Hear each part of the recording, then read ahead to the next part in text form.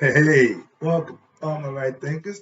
Thanks for tuning in to check out your boy, P Funk, out here in the lab. Boy, I'm having some fun today, doing what I do for you, contemplating, thinking, rearranging, and putting something together to help my right thinkers get better at what they do, knowing themselves. So, right thinkers, I got a good one for you. Let's go.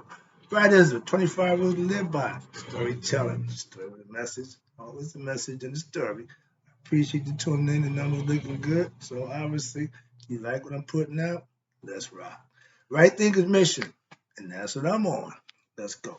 Is to enlighten, inspire, educate, and motivate you, the individual, to a higher spiritual level of enlightenment. We need a lot more of that going on. Right Thinker's way of life, through mental and spiritual discipline daily, will help and guide you to obtain your goal of spiritual enlightenment, aka know thyself. That's my mission for all right thinkers. Your job is to do just that. Know yourself. I'm gonna give you the lessons you need. Let's go. Know thyself is the question that you should have an answer to for yourself. And everybody's responsible for themselves. That's right. A person who knows not and knows not that they even know not, disregard them. Why? They're foolish. A person who knows not and knows that they know not is simple. You teach them. That's what I do. What I do for you. Stay tuned. I see the numbers are going good. I hope you appreciate it. I sure do. A person who knows not and believe that they know is dangerous. Avoid them. I do. I'm not going through that. A person who knows knows not that they know. It's okay. They're still asleep. I can awaken them. I'm a spiritual alarm clock. I'm here to wake you up with knowledge of self. A person who knows and knows that they know is why follow them. All these persons reside in you. Right thinkers. Know thyself. To my eye be true. Today, I've been on a God kick lately for some reason or other because my life has just been good, and so I'm gonna stay in that mode. I ain't nobody. I got no beef with nobody. I got no issues with nobody. I got no problems. So I just got to deal with right thinkers. Let's talk about right thinkers philosophy of God, aka Great Awakening. It's something about knowing you and Him. I just gave a lesson about the spiritual orgasm, so understand that it's a relationship that you can have, that you can enjoy, and you can manifest it over and over again. You can even share it with others. Let's go. But right now, right in the philosophy of God, men and women are to become God-like once you obtain knowledge of self, and through a life of virtue and the cultivation of the spirit through what? Scientific. That means proof. It's been proven. Scientific knowledge and the practice of my right thinking philosophy in bodily discipline. Bodily discipline means you have to do some physical exercise, be it yoga, Pilates, whatever it is, but something the body have to be taken care of also. Gaining knowledge and studying and practicing philosophical points of view is a good way of life, but you need to put the physical fitness in there. That's why I go to the gym every day, personal. But that's what body discipline is. Physical fitness is a must for long life. Okay? The higher forms, watch this, the highest forms of joy,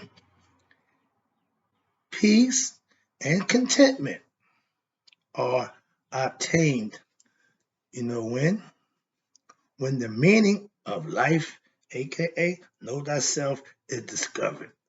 When you, the spiritual human being, is in harmony with your higher self, your spiritual self, then it is possible. This is what makes it possible to what?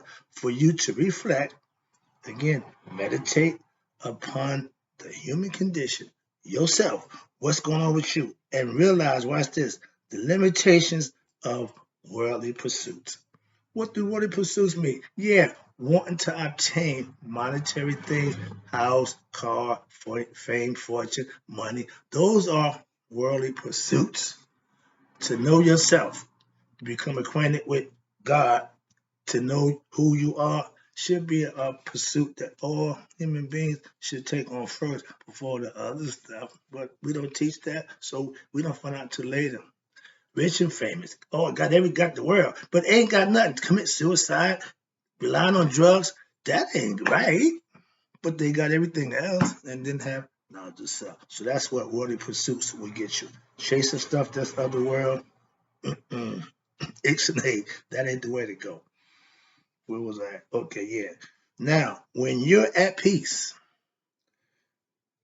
where I'm at right now in my life, and in harmony, right there, you're able to what? Practice any of the varied discipline. I use them as yoga styles, there's 5 of them. But when you're at the place I can take on any one of those disciplines, watch this, designated as right thinking philosophy, and that will promote your spiritual elevation towards what? Life's ultimate goal. Well, what's that?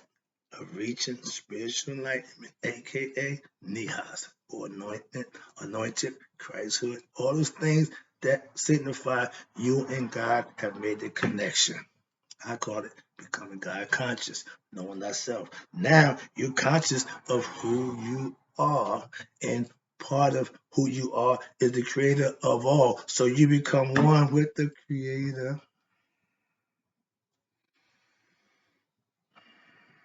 Now, being spiritually enlightened, not holy and sanctified. No, don't let run around hooping holler about God. No, that's religion. Being spiritually enlightened is the great awakening of what? You and your transcendental essence, aka God, which bonds the universe, which is eternal and immutable.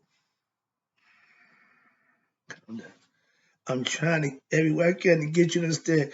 It ain't about being a holy roller running around hooting and hollering, praise the Lord, and all that nonsense. No, it's about how you live, how you worship, and how you treat other people. You offer self-service, you have a hidden agenda, certain things that you can do that promotes that. That's what they mean by promoting, elevating your spiritual consciousness to become spiritually enlightened.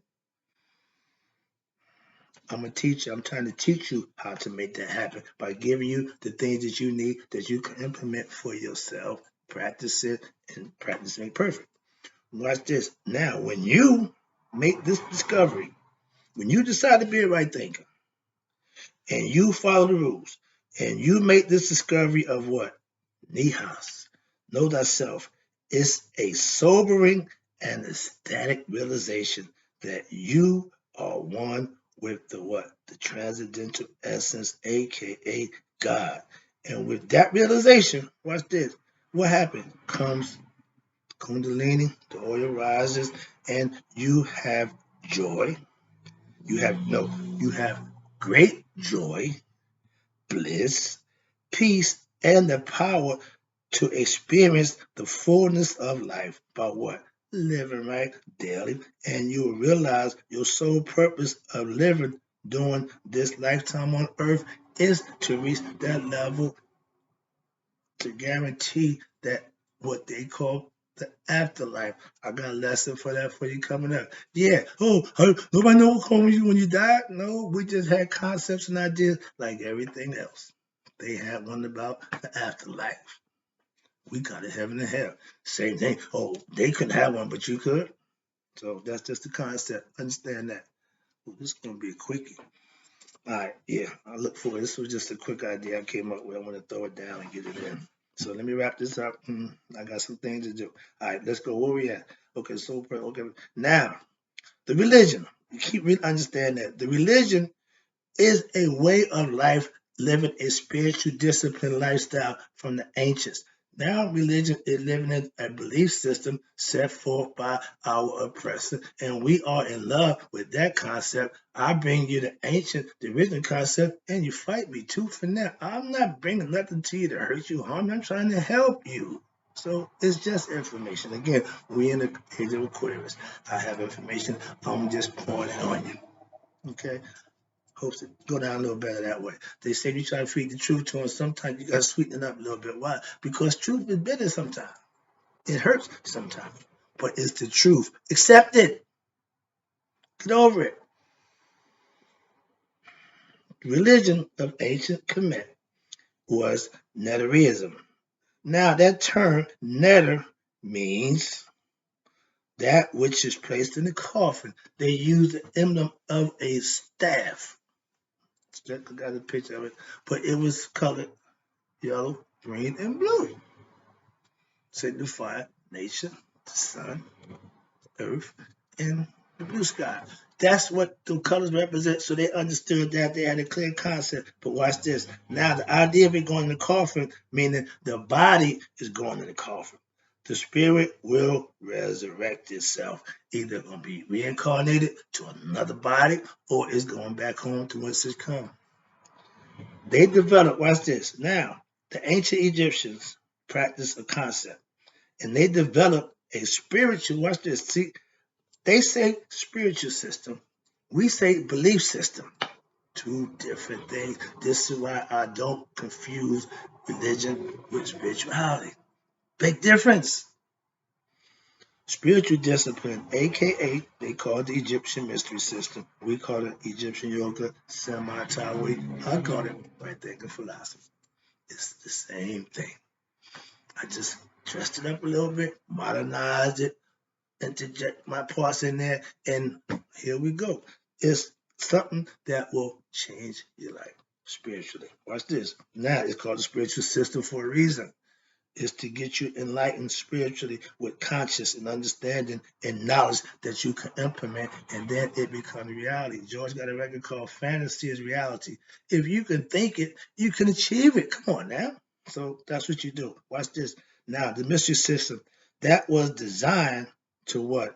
Allow us human beings to what? Understand the nature of the secret being, aka the hidden one, God. We call him Amen, who is the essence of all creation. So we know one God. We understand the concept. We just taught philosophical points of views and theological ideas, mythological concept that will help you understand who you are. And Malcolm say, by any means necessary, I choose knowledge. You want to choose religion? Knock yourself out. So I'm giving you knowledge. Let's go. Let me wrap this up. I'm almost done. Again, I always appreciate you tuning in. Hope you got the lesson. Hope you enjoyed it. Watch this. Now, she taught Netta. Excuse me. They called this system she taught Netta. I call it right thinking philosophy. Other ones called it she taught. Now, what she taught means is hidden secrets. You're learning the hidden understanding of God. I'm getting you to God spiritually with knowledge and understanding, not with a bunch of dogma and belief. The hidden secrets, mysterious things.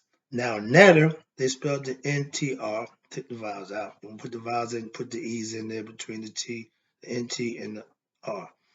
Netter means divinity, God, nature, Mother Nature. Y'all look at that's the female aspect of the force of nature. The female part is God. The female part is nature. Watch this. Nebinger, Neberdjer, the one Lord of the universe. Again, we had an identity for that one. Okay, the Nebinger, okay, the Lord of the ultimate limit, the all-encompassing. If you're over another country, Hindu, they call him Brahma, the all. The Tao call him the Tao. So everybody had a name. He lets to be known. Excuse me. I would be called and known by a myriad of names. Don't get caught up in the name somebody called me. What they call me ain't got nothing to do with what you do to serve me or understand and get to me through knowledge and living right and doing the right thing. That's the criteria. Watch this. Now, all encompassing divinity, Nebinger, when he speaks, this was the words. I was one, then I was three. That's Amen, creating creation. I got that story for you too. But I hope you enjoyed this lesson because knowing God and knowing how to get to Him is more important than believing in Him. I appreciate you tuning in. I'll be back. I got more.